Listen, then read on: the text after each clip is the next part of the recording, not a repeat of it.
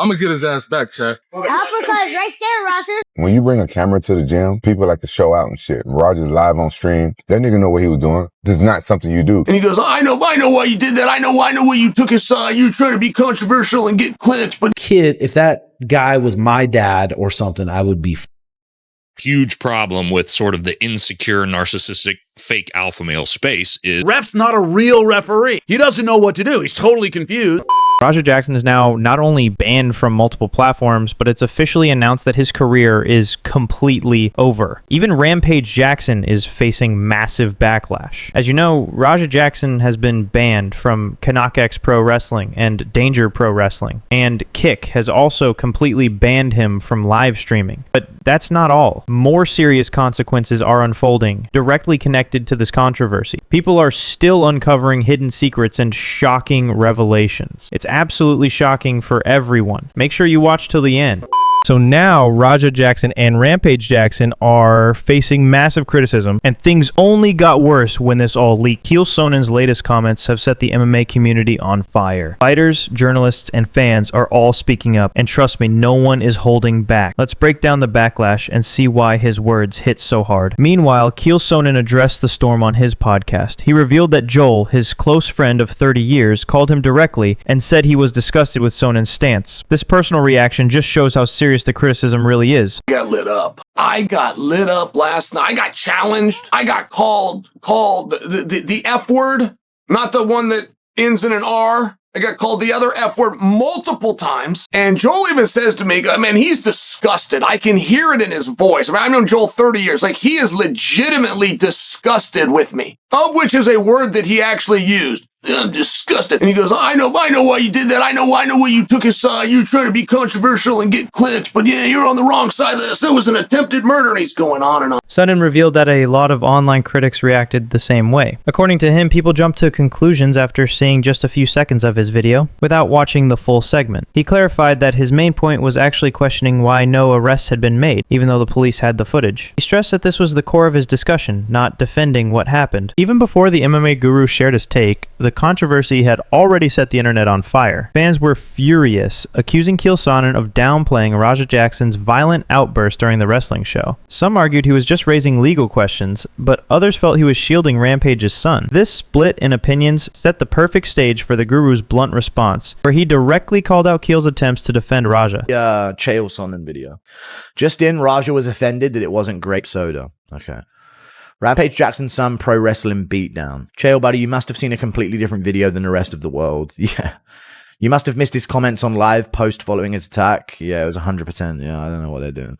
On top of that, Tim Welch shared his reaction to the Raja Jackson video. He pointed out that the victim looks seriously injured with possible concussions and even brain swelling. Tim broke down that Raja was just a 25-year-old fighter with a 0-1 pro record and a 4-0 amateur record. After his fighting career, he moved to streaming online, the exact place where this controversial clip was recorded and shared. If you know a little jiu-jitsu and you get in a street fight here and there, it's okay. You can take care of yourself, get in a good position. But once you crack somebody and then you start seeing red and you're not thinking about what you're doing and you're punching them and they're already knocked out, good chance you're going to kill them. And now you might be in the pen. So, I mean, that was fucked up. If that guy was my dad or something, I would be. Adding to this, Jimmy Smith explained that the Raja Jackson incident was a dangerous mix of a wrestling stunt and real MMA violence. He pointed out that things got risky because there was no real referee or trained staff to control the situation. Jimmy emphasized that, unlike professional MMA fights, this event had no proper safety measures. The mix of staged stunts with real punches made the whole scene chaotic and unsafe for everyone involved. You think about a bad stoppage is 1 or 2 punches. This was 15 to 20 unanswered punches. Why? The ref's not a real referee. He doesn't know what to do. He's totally confused. You can tell he initially thinks it's just a spot, and this can't be as bad as I'm seeing. And then he just beats this poor dude damn near to death. Finally, a bunch of wrestlers jump in and separate him. They actually covered the guy. Furthermore, Nathan Kanaka shared his take on why Raja Jackson acted the way he did. He said some people feel the need to show toughness and prove they're the strongest, which can push them into reckless actions. Nathan explained that this drive to appear alpha can make someone strike without thinking about how the other person will react. It's all supposed to be part of a performance, but it can easily turn a controlled situation into something dangerous. And he jumps in and he proceeds to do what he was going to do.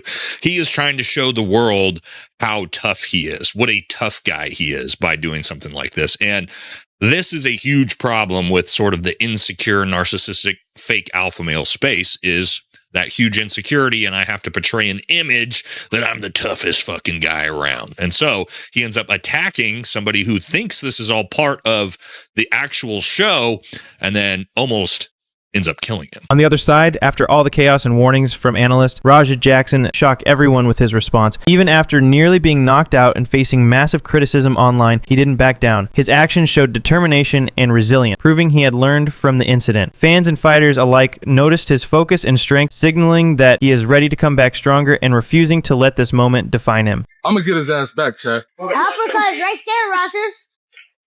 Watch the metal!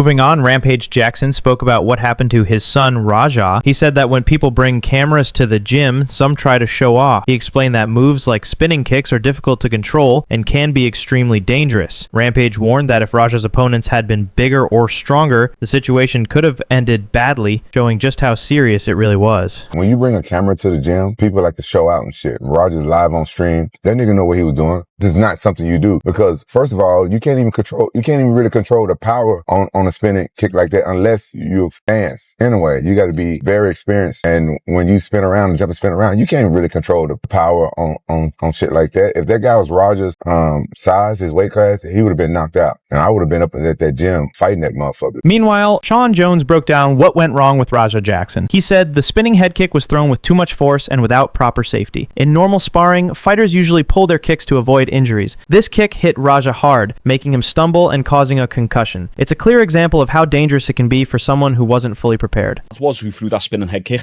Terrible sparring etiquette, mate. He pretty much threw it full force. If you're throwing a head kick of any type in sparring, you need to pull them kicks a little bit, especially if it's a spinning head kick. Most of the time, if I'm sparring, if I throw a spinning head kick, I will 99% of the time throw it without any intention of landing. I'll throw it just to show it. It's just to show, hey, look, I can do a spinning kick here. I could have got you. I didn't. But there we go. We keep on moving forward. This guy just threw a spinning tornado 540 kick with quite a bit of power, and you can see Raja stumble all over the place. So he was actually pretty concussed after this head kick. And here's a clip of him talking about that concussion. The Raja Jackson incident has shown just how fast things can spiral out of control when emotions, social media, and fighting collide. Experts agree that understanding the situation, respecting safety, and staying calm are crucial in both combat sports and online streaming. Even a small mistake like a powerful kick or misreading a stunt can cause serious injury or a concussion. Raja's overreaction highlights the pressure fighters feel when attention and criticism hit fast, but clearly he was in the wrong. Meanwhile, Raja Jackson handled things differently, showing restraint and proving he was right in the situation. At the same time, Quinton's comments caused outrage because some felt he didn't fully consider the impact of his words. The lesson here is simple. Think before acting or speaking, and always respect safety and context in high-risk situations. So, what do you think? Was Quinton just being honest, or should he have approached it differently? What do you think about that? Let me know.